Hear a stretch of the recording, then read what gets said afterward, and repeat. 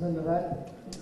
প্রথমে একটা কথা বলি, সেটা হচ্ছে যে আমরা সবসময় শুনি যে আমাদের বিভিন্ন সংস্থাগুলো মন্ত্রণালয়গুলোর মধ্যে কোনো সমন্বয় থাকে না। তো এবার আপনারা দেখতেই পাচ্ছেন যে আমরা সমন্বিতভাবে উদ্যোগটা গ্রহণ করেছি। এক মন্ত্রণালয় 1080 বলবে, আরেক মন্ত্রণালয় 500 বলবে, এটা হবে না। যে তালিকা হবে এটা একেবারে সরকারিভাবে সকলকে গ্রহণ করে তালিকাটা হবে। তো আপনাদের বক্তব্য শুনতে শুনতে আমার মনে হলো যে আমাদের হয়তো ভূমি মন্ত্রণালয়কেও এখানে একটু অন্তর্ভুক্ত করে নেওয়া দরকার। আমরা সেই কাজটা করব। একটা কথা এসছে যে ন্যাশনাল রিভার কনজারভেশন কমিশন, যাতে নদী রক্ষা কমিশনের একটা বই আছে তারপরে, যেটাতে একটা তালিকা আছে। ওইটা যদি আপাততের জন্য একটু বিধি বন্দোবস্ত আমরা বন্ধ করি, তাহলে এই তালিকাটা চূড়ান্ত করে আমরা একবারে পাবলিশ করে ওটা করে ফেলতে পারি। আমরা একটা কথা একটা একটা করে একটু উত্তর দিই। প্রথম হচ্ছে, নদীর তালিকা 1400 দেখালেই আমি কামিয়াব হলাম, আর 1100 দেখালে আমি কামিয়াব হলাম না, এই মানসিকতা থেকে সরে আসতে হবে। নদীর তালিকাটা আমাদের সঠিক করে করতে হবে, এটাই হচ্ছে বিষয়। এখানে দুইটা নদী নিয়ে কথা বলেছেন আপনারা, ইছামতি এবং পদ্মা। যে বিভিন্ন জায়গায় এই নদীগুলোকে পদ্মা হিসাবেই 5 বার দেখানো হয়েছে, ইছামতি হিসেবে 10 বার দেখানো হয়েছে। আমাদের যেটা বুঝতে হবে সেটা হচ্ছে উৎসমুখ আর পতিত মুখটা আলাদা কিনা। সেটা যদি আলাদা হয় তাহলে নদীর নাম ইছামতি 1, 2, 3 করে আমাদের রাখতে হবে। আমাদের যারা নদী নিয়ে কাজ করে, একসময় আমিও কাজ করেছি, এখনো কাজ করছি, ভবিষ্যতেও করব। আমি একটা কথা বলি যে আমরা যদি ভূমি মন্ত্রণালয় আমাদের সাথে আসে, তাহলে আমরা 3টা মন্ত্রণালয় মিলে একসাথে বাংলা নববর্ষের প্রথম দিনে এই তালিকাটা চূড়ান্ত করে ওয়েবসাইটে দিয়ে দিতে চাই, চূড়ান্ত তালিকাটা। আর এখন যে তালিকাটা আমরা ওয়েবসাইটে দিব, এটা হচ্ছে যে খসড়াটা নিয়ে আমরা আজকে কথা বলছি সেইটা, যে 18টা নদী বাদ পড়েছে পানি উন্নয়ন বোর্ডের তালিকা থেকে সেটা, এবং যে 224টা নদী বাদ পড়েছে নদী রক্ষা কমিশনের তালিকা থেকে সেটা। আমরা আমাদের ভিত্তি হিসাবে সরকার তো রেকর্ডকেই ধরতে হয়, কাজে রেকর্ডকে ধরেই আমরা তালিকাটা করব। এখন নদী রক্ষা কমিশন যদি বলে যে এই 224টা নদী তারা একটা রেকর্ড ধরে করেছে, তাহলে আমরা ডিসি মহোদয়দেরকে বলে দিব ভেরিফাই করে এগুলো ইনক্লুড করে আমাদেরকে পাঠিয়ে দিব। ডিজাইন, এলিগেন্স, বিউটি, সেরা পণ্য সবার জন্য জেভিকো। একইভাবে আমাদের যে 18টা বাদ পড়েছে সেটাও যদি রেকর্ড ধরে বাদ পড়ে থাকে, রেকর্ড আছে কিন্তু আমাদের এই 1156 নদীতে আসেনি, সেটাকেও আমরা ইনক্লুড করে দেব। সেক্ষেত্রে নদীর সংখ্যা আরো বেড়ে যায়। কিন্তু যেটা বললাম, নদীর সংখ্যা বাড়লেই ঠিক কাজ হয়েছে আর কমলেই ঠিক কাজ হয়নি, এটা ঠিক কথা না। নদীর সংখ্যাটা ঠিক হতে হবে।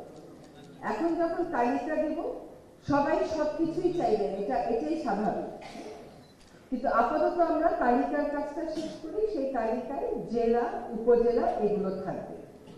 মৌজা দিতে পারবো কিনা 14 এপ্রিল 13 এপ্রিলের মধ্যে, তা আমি বলতে পারছি না, কিন্তু এই লিস্টটা ওয়েবসাইটেই সেজন্য থাকবে, সেজন্য প্রিন্ট করা হবে না, যাতে করে আমরা মৌজার তালিকাগুলো পরবর্তীতে অ্যাড করে একটা করে আইডেন্টিটি দিয়ে আমরা এটাকে ফাইনাল করে ফেলতে পারি। কিন্তু ওয়েবসাইটে যেটা থাকবে তালিকা, সেই তালিকা ফাইনাল হবে। তালিকার সাথে যাবতীয় তথ্য, যে চওড়া কতটুকুন, দৈর্ঘ্য কতটুকুন, এইগুলি 14 মানে পহেলা বৈশাখে দিতে পারবো কিনা তা বলতে পারছি না, কিন্তু এগুলো ইভেন্টুয়ালি দেওয়া হবে। পহেলা বৈশাখে আপনারা একটা সর্বসম্মতিক্রমে গৃহীত নদীর তালিকা পেয়ে যাবেন, এইটুকুন আমরা আপনাদেরকে বলতে পারি। একটা অনুরোধ নদী কর্মীদের থাকে এবং স্থানীয় মানুষের সাথে যারা একটা আবেগ জড়িত থাকে, যে স্থানীয় মানুষেরা তার নদীকে একটা নামে ডাকে, ওই স্থানীয় নামটা তারা চাইলে স্বীকৃত থাকে। আমরা যে তালিকাটা দিব সেই তালিকায় অফিসিয়াল যে নামটা আছে সেটাও থাকবে, স্থানীয় যদি কোনো নাম থাকে সেটাও থাকবে। কিন্তু নদী কিন্তু আর দুইটা হয়ে যাবে না, একটা নদী ব্র্যাকেটে বলা থাকবে যে তার স্থানীয় কি কি নাম আছে। আপনাদেরকে আজকে এখানে একটা কাগজ দেওয়া হয়েছে, যারা অনলাইনে আছেন তারা এই কাগজটা পাননি, তাদের কিছু ইমেইলে পাঠিয়ে দেন। সেখানে যদি আপনারা একটা বাড়তি কাজ করেন, সেটা হচ্ছে দুটো বাড়তি কাজ করে। একটা হচ্ছে খাল আর নদীর তফাৎ। একটা তফাৎ স্পষ্ট, খাল সবসময় প্রাকৃতিক হয় না, খাল খনন করা হয়। আর নদীতে আমরা বলি যে জোয়ার ভাটার সাথে সম্পৃক্ত যে নদীগুলো শেষ পর্যন্ত গিয়ে সাগরে মিলে সেটাকেই আমরা নদী বলি সাধারণ জ্ঞানে। কিন্তু আমাদের দেশে নদীর তো কোনো সংজ্ঞা নেই। খালের কিন্তু একটা সংজ্ঞা দেয়া আছে, আইনে খালের একটা সংজ্ঞা দেয়া আছে। তো আপনারা যদি নদীর একটা সংজ্ঞা দিতে যার যেটা মনে আসে একটু একটু চিন্তা করে লেখে, সেখান থেকে আমরা চেষ্টা করবো একটা সংজ্ঞা বের করতে। কিন্তু মনে রাখতে হবে এই নদীর তালিকা কিন্তু সিএস এবং আরএস ম্যাপ ধরে হচ্ছে, এই ম্যাপের বাইরে এই মুহূর্তে আমাদের যাওয়ার সুযোগ নেই। আপনারা আরো কিছু নতুন কথা বলি। তো এই তালিকাটা যাবে খসড়া হিসাবে, কিন্তু পহেলা বৈশাখে এটা নদীর তালিকা হিসাবে চূড়ান্তভাবে আমরা দুইটা মন্ত্রণালয় আছে, আরেকটা মন্ত্রণালয় যদি সম্মত থাকে আমাদের সাথে থাকতে 3 মন্ত্রণালয় মিলে একটা তালিকা সম্পূর্ণ করে যেতে পারবো বলে মনে করি।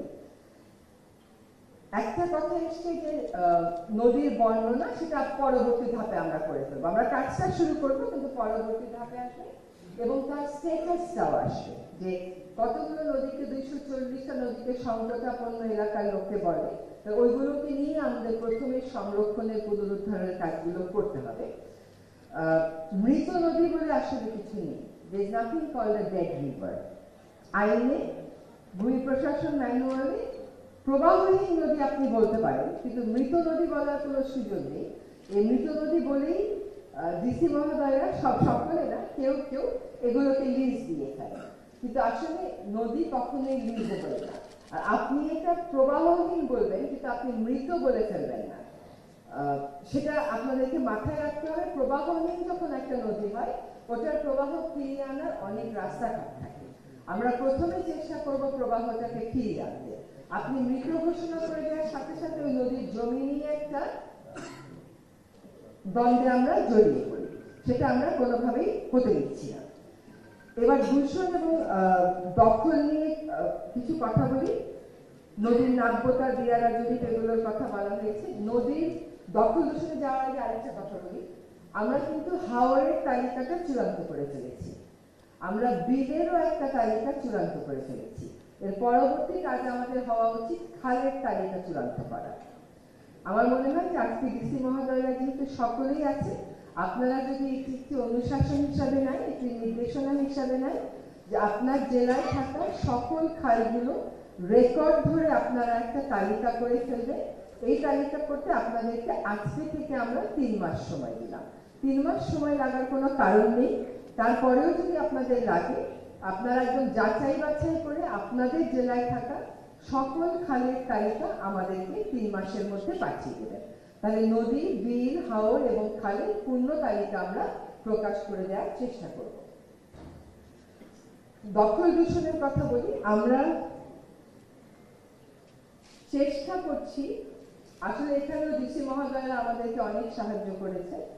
একই মিটিংয়ে আমরা সিদ্ধান্ত নিয়েছিলাম যে প্রত্যেক জেলায় দখল এবং দূষণমুক্ত করা যায় এমন একটি নদীর তালিকা ওনারা আমাদেরকে দেবেন এবং কর্মপরিকল্পনা দেবেন।